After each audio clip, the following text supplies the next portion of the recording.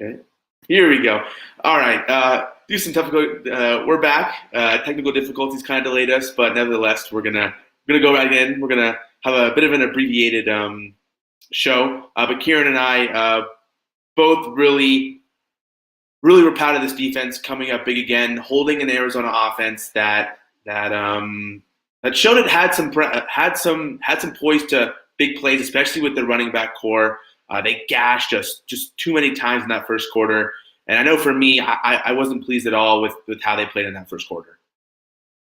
Yeah, it was. I mean, it was a sloppy first quarter that they can't afford to have that kind of quarter against a Utah team that's shown potential. I won't say that they've impressed me to any significant means, but they've shown the potential to be able to do some damage. That having a slow start to a team like Arizona against a team like Utah this week would be super, super difficult. So, I mean, the good news is, as we had talked about at the beginning of the season, we knew that the defense was going to have to be what the Buffs relied on, if anything, going into the season. And, we had no idea what the offense was going to look like, and that we were going to have the offense, the kind of offensive firepower that we've had. However, Nate Landman, Carson Wells, and Mustafa Johnson, I mean, they've all been stepping up massively, game in and game out, to really be able to be, a source on which the Buffs can rely, I should say, when the offense is struggling, and that's been a really, really promising sign. No matter how the offense is playing, no matter how many whether Sam Neuer's having a good game or whether he's throwing, a couple of interceptions, we know that we can get the job done with a super, super staunch defense. And that's been an enormous, an enormous thing to be able to have to fall back on for the Buffs going into this last game of the regular season. Yeah. Also, another monster game for Broussard, 301 rushing yards. Deservingly, he won Pac-12 Offensive Player of the Week. Though I find it funny that he didn't get a single touchdown that game. But complimentary football, we got to see Ashad Clayton, someone that me and you really hyped up before the season, get his first 2 touchdowns of the year, which is really good to see. And it's good to see that we predicted that this really deep running back core has the capabilities of gashing defenses and really being that center stone of that offense. I think Neuer looked a little shaky again. He threw 2 picks, the second of which really falls more on him. They were driving in the red zone, and that's a throw he just can't make, especially in that part of the field. But these are the type of things that you're expected to see for someone who is his first year, a first-year quarterback, and this is only his 4th game playing ever in college football. So it's okay to see, but it gives you a lot of confidence to see that this running back core has the ability to solely win games based off of their talent, that we have a receiving core that has the ability to, back it up, kind of support this offense a little more. But we've seen Neuer play really well. We've seen Neuer play, in that Arizona game, pretty mediocre. But it's good to see that we don't necessarily have to rely on his quarterback play to win games, much like we did last year with Steven Montez. I agree. And I think that it's tough because in this condensed season that for the Buffs has turned out to only be 5 games, right? Yeah. That we compare where the Buffs are at right now, 5 games into this regular season, or 4 games into this regular season, going into their 5th game, like we would in a regular season, in a traditional season, compare them going into their 10th, 11th, 12th game, right? So they've got that much less experience, and we're sort of holding them to that standard. And so I think that that's a little, that's something that we sort of have to keep in mind as we're, sort of running through this analysis, just because it is the kind of thing where they are significantly, they in a traditional season, this young team would have significantly more games to continue to improve upon the areas that they have shown that they have some potential. And so I think that it's definitely difficult for, Sam Neuer and this younger offense to meet those expectations. But thanks to the staunch defensive play we've seen, Broussard having an absolutely ridiculous season and being able to get the job done on the ground with the support of the rest of the running back core like Jaron Mango, folks like that. Mm-hmm. It's the kind of thing that the Buffs don't necessarily get it done. I've been saying it's kind of all season is the Buffs don't necessarily get it done in the prettiest fashion, but they get it done in a fashion that works for them.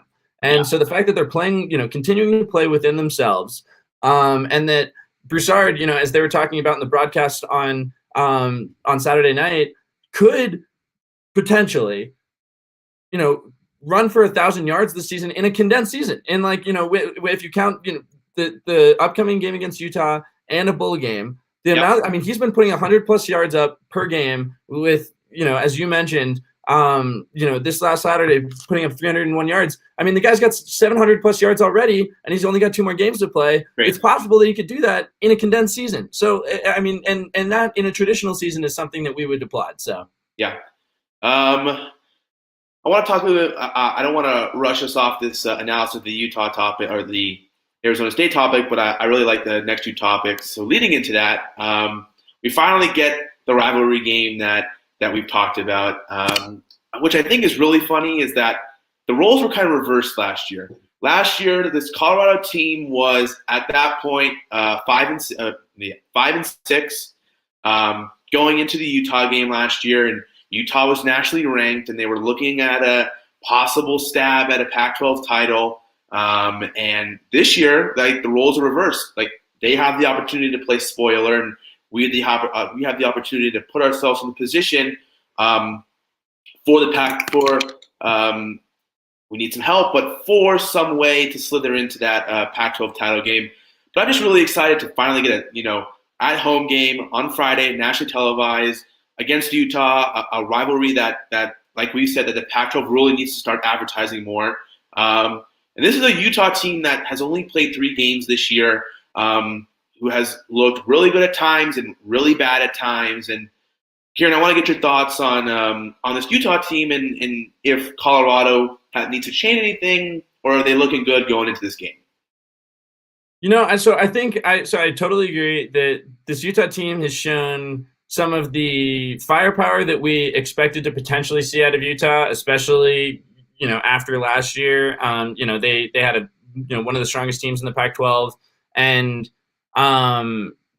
not playing those first couple of games of the season hurt them for sure. Definitely put them a little bit out of whack in terms of where everybody else was compared to them.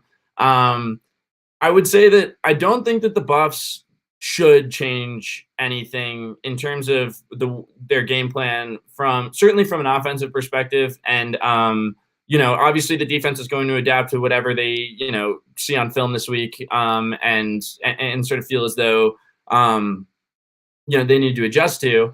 But I think that all season, the Buffs' strength has been the fact that they've, or the reason why the Buffs have been squeezing out wins against Stanford and against Arizona in these games that weren't necessarily the prettiest, or they had a quarter where they slipped up a little bit, and they still managed to get the win, was because they played within themselves. They didn't, they weren't, throwing a ton. They mentioned it in the broadcast on Saturday.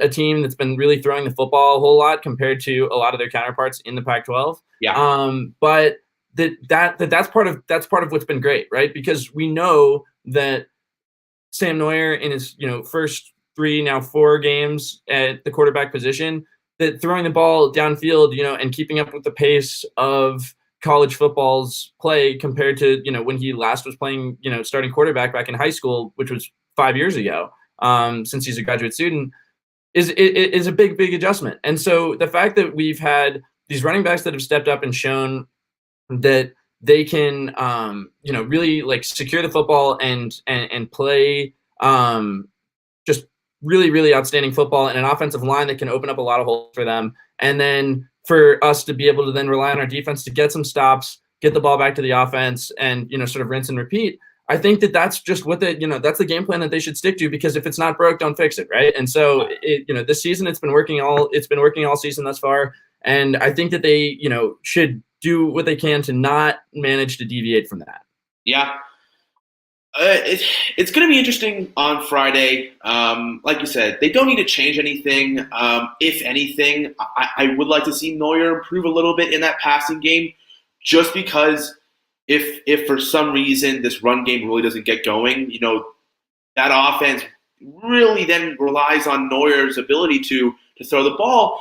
And over the past two games, in that San Diego State game and in the Arizona game, it seemed like whether it's the play calling or his decision making, that he's kind of drifted away from the more conservative passing offense that we saw against UCLA and Stanford that worked really well and was super efficient for him. And he's starting to take more shots, throwing balls deeper downfield, and it's just like sure, the interceptions are gonna come, but you're just not seeing that higher completion percentage that we saw in the first two games. I think it takes away from this offense's ability to move the ball down the field and not solely rely on the running game to do that.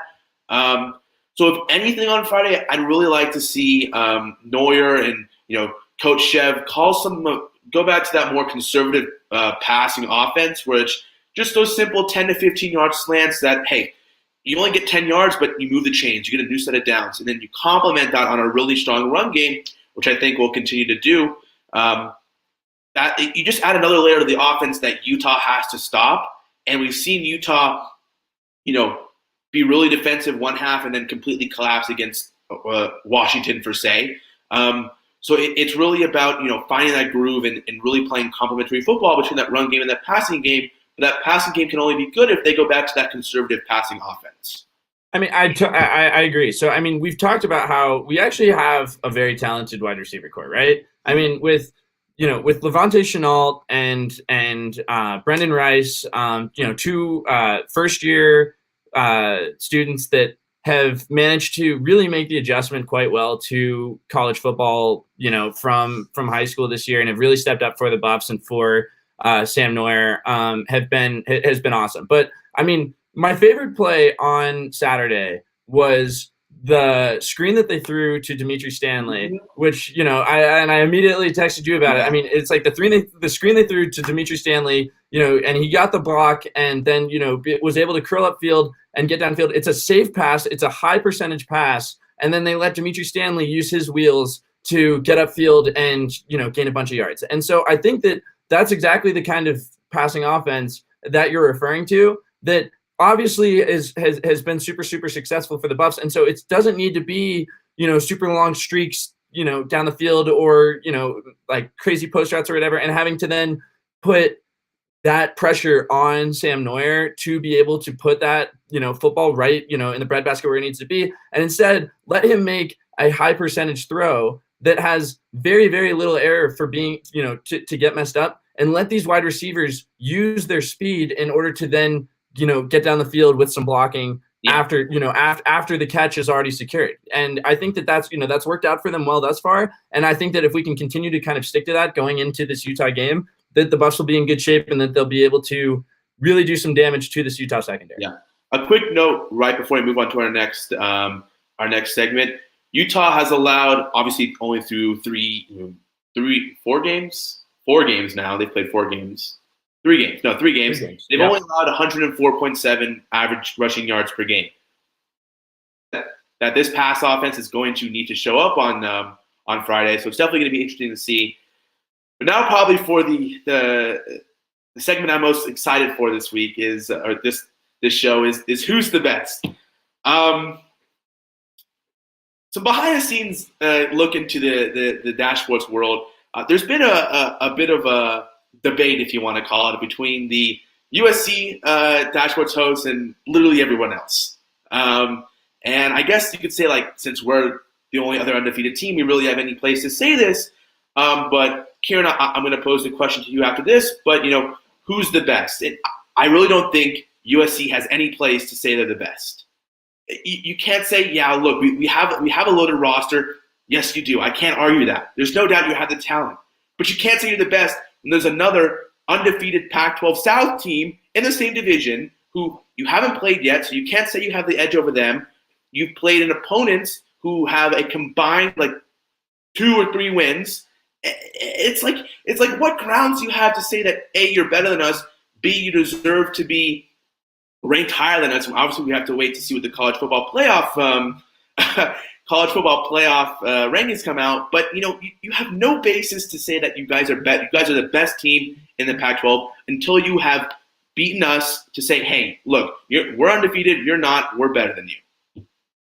So I see that our colleague Nathan Ackerman over at USC here has entered the chat. Predictably, because me and Nathan got in quite the Twitter spar over the weekend about how we compare these teams who weren't able to play a head-to-head matchup, because USC, I'll note, was the team that suffered some coronavirus, small coronavirus outbreak, and was not able to play the Buffs 2 weeks ago.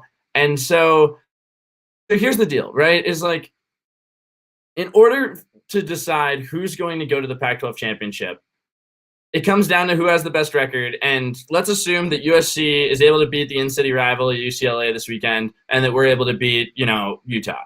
So then that puts us both at 5-0. The next deciding factor then is AP rank. And USC, for God knows what reason, has been ranked in the AP top 25 all season, and somehow moved up in the rankings after, so they beat Washington State and handily, but it's just like it's mind numbing to me.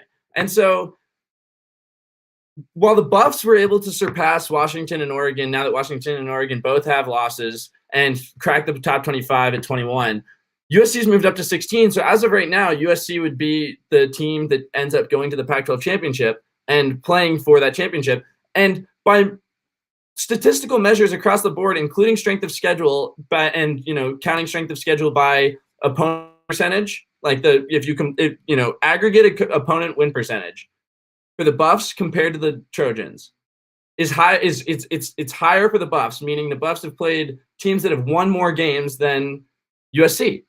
So for USC to be ranked higher, simply because USC is traditionally one of the better teams in the Pac-12, but that's historically, right? And because Keaton Slovis is one of the better quarterbacks, or certainly has some of the most potential in the Pac-12, does not change the fact that statistically they have not done any better than us. Statistically, They have done worse than us. But I want to answer Nathan's question. He said, "So why do you think you're Why do you think you're the best?" I'm not saying Colorado is the best, but I'm saying that you don't have any grounds to say you guys are better than Colorado. By no fact am I saying, hey, Colorado is the best team in the Pac-12. I've never said that, and I will continue to deny that if anybody says so. But until you prove that you can beat us, sure, you can play. We'll play you in the Coliseum. I don't care. And if you beat us, I will back off, and I will give you all the respect you want to say, hey, you're the best team in the Pac-12. But until then, you don't have any grounds to put that on.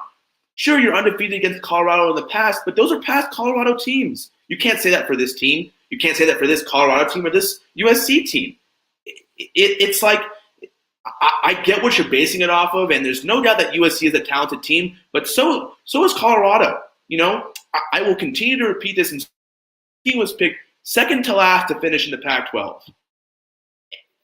I agree. So it's like, and one of the main tiebreakers here is the fact that we're both teams are 4-0. USC's managed to play all in-conference opponents. Because USC was not able to played San Diego State. So because USC was not able to play, we played San Diego State. And San Diego State, while a middle of the pack, Mountain West team, I won't say that they're the best team in the Mountain West, and I won't say that they're so much better than most of or all of Pac-12 teams.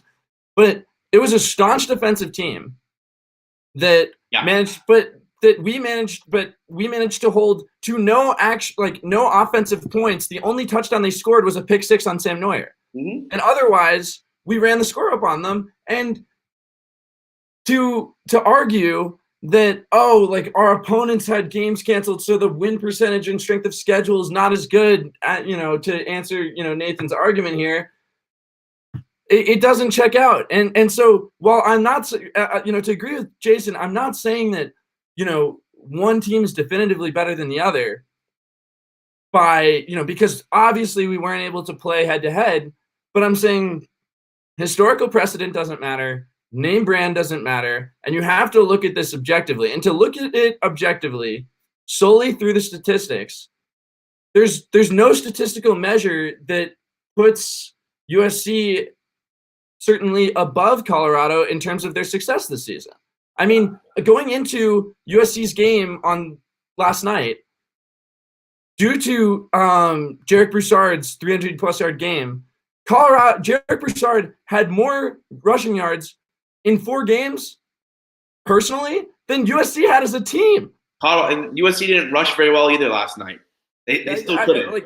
It's so, I mean, credit still goes to, Keaton Slovis has played well. Their wide receivers have played well, and they're certainly, a very, offensively talented team, but they've not proven that they're better offensively than Colorado, and they have not proven that they're better defensively than Colorado, and they have not played any opponent that is so much better that it definitively puts them above. It should definitively put them above CU in the AP rank, and I've got to believe that just comes down to name brand or historical precedent or whatever. But I don't know what can actually justify that from a numbers perspective. So Nathan Ackerman said, "Can't punish us for having an outbreak. CU shouldn't have agreed to the tiebreak. This isn't our fault, and I'm not saying that the USC getting the outbreak was their fault. I wouldn't wish illness on anybody, no matter if it's a rival. We're playing in a crazy time, and the unpredictability of it. And then to say CU shouldn't have agreed to the tie-breaking rules, this is back in 2010 when CU joined the Pac-12. How do we know come 2020 that this situation would present us? And I find Joe Klatt, who's a college football commentator, absolutely love the guy. He played quarterback for Colorado, but that's beside the point. Has some really good, interesting commentary. This is kind of beside the point that the Pac-12 should do away with the conferences, much like the divisions, much like the ACC did, and 2 best records, and that's the same thing. Back in the years when Oregon and Stanford were the 2 best teams, and only one of those teams got to go to the Pac-12 title game. In this type of season, you'd really love to see a undefeated Colorado versus an undefeated USC in a Pac-12 title game. Unfortunately, the Pac-12 was like, no thanks, we're not going to do that. But it just sucks for CU. It sucks that if we both win out, that CU gets the shorter end of the stick. But all that matters is that USC has no grounds to say they're better than us. And we gotta wrap up this show just because USC's after us, unfortunately. But nevertheless, CU has to take care of business on Friday against Utah and set themselves up for a situation to arise. But I know me and you this upcoming Saturday are big UCLA Bruin fans. Nothing I would love more to see them win and see us get that slight little spot. I'm not going to go ahead. DTR's been rolling. DTR's been picking up. Been playing better. Like I said yesterday, I was the hugest Wazoo fan, and they kind of let me down. But I have a feeling UCLA won't let me down. Go DTR, go Bruins. But with that, we're gonna wrap up our Buffalo Dash, last one of the regular season. Like always, follow us on social medias: Twitter, TikTok, Facebook, and Instagram. Check out our YouTube channel at Dash Sports TV. Our website is dashsports.tv. I highly recommend you guys go watch the USC one right after us, because I'll be doing exactly what they're doing to us. I'll be commenting and giving a lot of hot takes. But with that, hopefully we'll see you guys, maybe not next week, but sometime down in the future, because we'll most likely get a bowl game, even if we do end up losing to Utah. But with that, go Buffs and go Bruins, baby.